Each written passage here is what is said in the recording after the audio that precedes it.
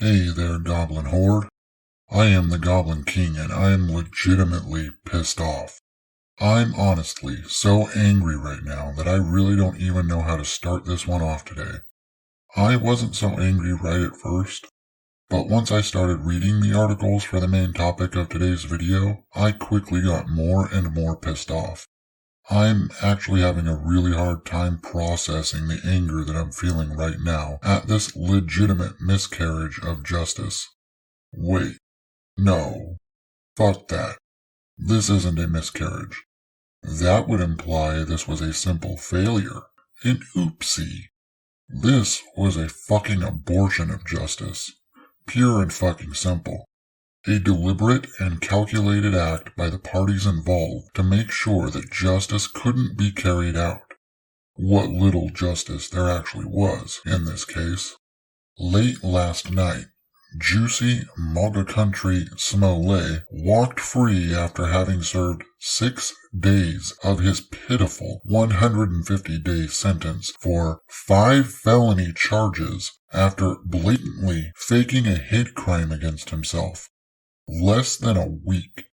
This motherfucker spent less than a week in jail. Not prison, fucking jail for 5 federal crimes. I mean, I can't even fucking process this. This motherfucker deepens racial and political divides in this country, sets people against each other, and I'm sure people legitimately got hurt as a direct result of his fucking actions. He sets up 2 non-existent white Trump supporters because, remember, according to his bullshit lies, his supposed attackers yelled out that Chicago was MAGA country. A city so deep blue it should have its own event horizon. An idea that itself was utterly fucking laughable. He plays into that shitty narrative that anyone who voted for the orange man was racist and put a target on the backs of basically any white person because the types of idiots who would believe any of his disgusting lies believe that all white people are racist and Trump supporters. So I could almost guarantee that people legitimately were hurt over this shit. Now, I generally don't like playing the what-if game, but in this instance, I feel like it kind of warrants it. What if the cops had continued to believe Jussie Smollett's lies and had actually found a couple of dudes who fit the bill? What if? What if there was some sort of circumstantial evidence that could have tied them to the supposed crime? What if? Those innocent men would have gone to prison for a very long time. Jussie, believe me bro, I'm a victim, Smullet, wouldn't have spoken up. He'd have let them rot for him. Hell, he's still spouting on about his innocence when the stupid motherfucker is caught on camera twice. Twice this motherfucker is caught on camera staging this thing. One of them he did himself when he was going through a fucking dress rehearsal of the whole thing. The other time by the actual security camera he planned on using the entire time. He literally filmed himself rehearsing his own attack and still has the audacity to come out and pretend he's innocent. And there are still motherfuckers that have the audacity to protest his innocence to this day. Also, his piece of shit scumbag lawyers sitting there and trying to play the fucking race card after he's convicted and gets released. Look at this shit from Ninye Uche, Smollett's primary defense counsel, I assume, trying to make Jussie look like some sort of victim based on his skin color. This isn't just pathetic, it's fucking outright disgusting, race-baiting piece of shit. So basically what happened here is that Jussie's legal team filed an emergency appeal damn near the moment he was sentenced the other day. Hell, they probably had that shit written out and prepared because they knew his ass was going to be found guilty. Then, in front of the appellate court over there in Illinois, they argued that Jussie's sentence was so short that by the time the appeal had gone through, he'd have already served his sentence, whether the appeal was granted or denied. So, these short bus judges of the Illinois appellate court, at least 2 of them, agreed and went ahead and released Jussie after a recognizance bond of $150,000. They even made it so that he could leave the state of Illinois. But Jussie Smollett is a victim, everyone. A victim of the racist systems of this country. He was convicted because of racism, people. He was given such a harsh sentence that he'd have been done with it by the time his appeal went through because of racism. Literally, nobody else in this country, white, black, Asian, or Hispanic, would be kowtowed to this way. But Jussie Smollett is a fucking victim of racism. Give me a fucking break. What's really going on is that Jussie Smollett is rich and has rich friends, and just so happens to tick 2 of the perpetual victim boxes in our modern-day woke-ass retard country. So he gets special treatment, period. That's it. That's what's really at play here, and it fucking pisses me the fuck off. Now, I've decided to double the segments today because I did a poll on Twitter, and when I started working on this video, the results between Jussie I'm Not Suicidal Smollett and G4TV coverage were neck and neck.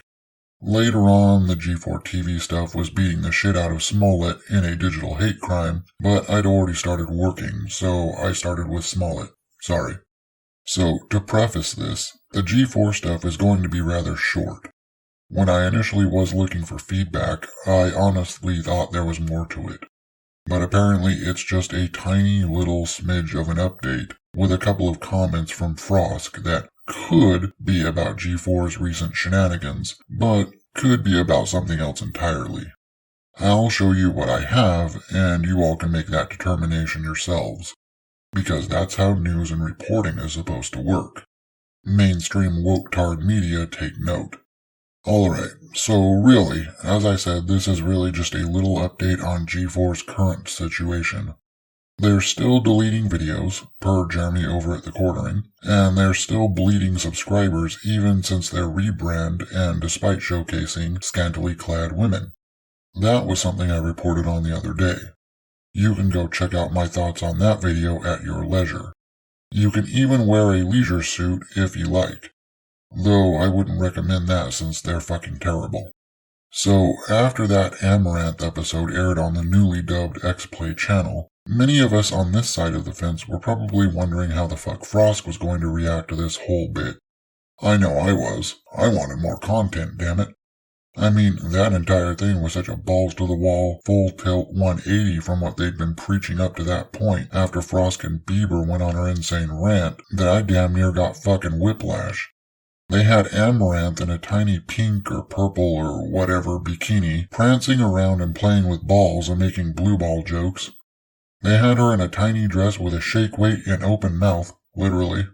Then they had Frosk's co-host, Minx, prancing around in a slinky little dress not long after and taking slices of ham to the face. In other words, it was complete and utter hypocrisy at its finest.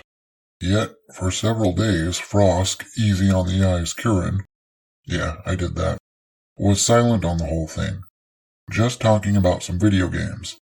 Until March 15th, when she sent out this cryptic-ass tweet stating that, quote, "Today is a day that I verbally shoved my foot up someone's verbal ass," unquote.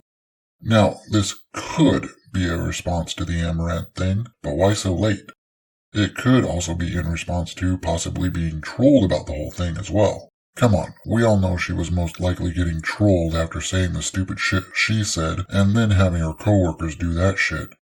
Well, this little tweet wound up getting roasted pretty well, with several people calling her out by saying she already had her foot in her mouth and variations of that theme.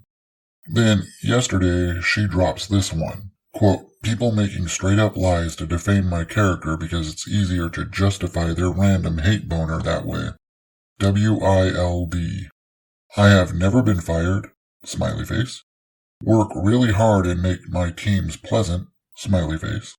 Stand up for marginalized voices. Smiley face. Advocate for peers and colleagues. Smiley face." This seems a little more clearly a response to probably some trolls and some YouTubers who've put the idea out there that she's been fired or fixing to be fired. Something along those lines. Yeah, I've seen those videos floating around, but haven't watched them, so I can't be sure. Personally, my opinion on the matter is that these people are probably conflating this idea of her getting fired with the fact that her esports channel, Boosted, was cancelled, which was announced when G4 did that pathetic rebrand. The fact of the matter is, she doesn't seem to have been fired at all. G4TV is probably hoping that with the rebrand and them trying to distract people with tits, that the whole incident with Frosk will be forgotten, and they're probably keeping Frosk on the back burner in the meantime. They've probably also ordered her to keep her mouth shut. Those would be my thoughts. It's all conjecture, though. Something that makes the most logical sense to me. This tweet also got roasted, by the way, because no matter what, Frosk just has to virtue signal with pretty much everything she says. Lorena Creole had an absolutely golden reply to it that I'm sharing here.